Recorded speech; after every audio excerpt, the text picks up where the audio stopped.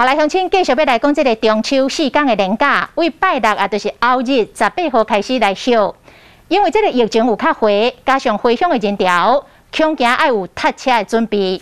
高公局来提醒，连假的第1天甲第3天上塞。另外，国道1号彰化到园林的路段，因为路径咧施工，恐惊是连假的地雷路段。讲明仔载下晡，这个车就会愈来愈多咯。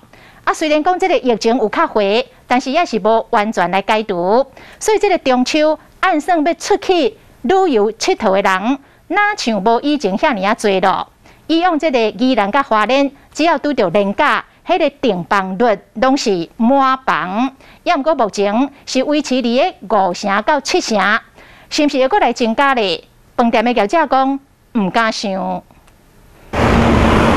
你敢是用路人中秋节返乡嘛？是刚结了第1拜4天的连假，想要上国道，估计拜5下晡开始就会有真侪车。假期的第1天，9月18号，我们会针对国1的内湖到头份、国3的木栅到象山，还有国5的南港系统，在早上的6点到中午的12点，来实施高乘载的一个南向的管制，包括3人以上可能才能使用。毕竟关伤久，加上疫情期间，民众可能拢会选择开车。高公局估计今年中秋恐惊比旧年更较塞。上向跟南向的最大量会落在假期的第1天，9月18号，会上看到125万车公里，大概也是我们平常交通量的1.4倍左右。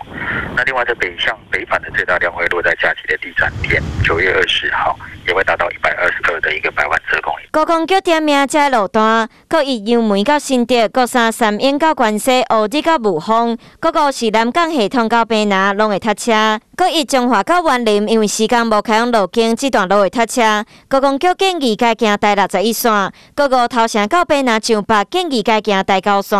没有啊，就是防疫吧。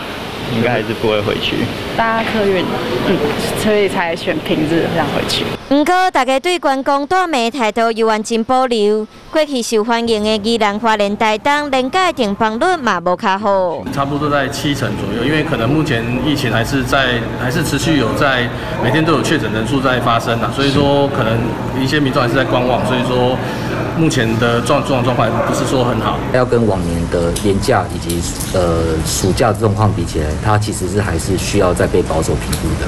虽然民众无一定会回去家乡，不过高公局呼吁出门之前会使先到高公局的官网确定路的状况，避免家己驶到高速公路所发现敢若是驶入去国道的停车场。